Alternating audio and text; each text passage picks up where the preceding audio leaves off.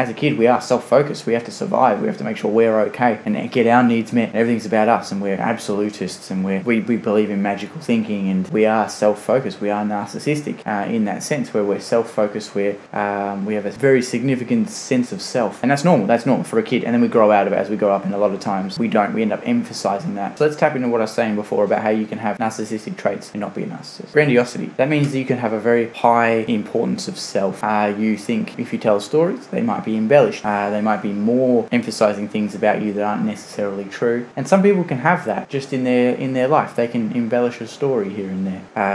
Having fantasies of unlimited power. I think a lot of people have had that fantasy, especially when in an argument and you're stewing over it afterwards. You have fantasies about how that could have gone differently and how things could have panned around in your favor. That happens. That doesn't mean you're a narcissist. Having traits of narcissistic tendencies does not mean you're a narcissist at all. Just because you're self-focused somewhat doesn't mean you're a narcissist. You can be displaying even multiple sets of those traits and not be a narcissist. You might just be a little bit more toxic to be around. You might be a little bit more self-focused than the average person. That can be negative, and it can even be affecting other people, but you might not necessarily be diagnosed as a narcissist.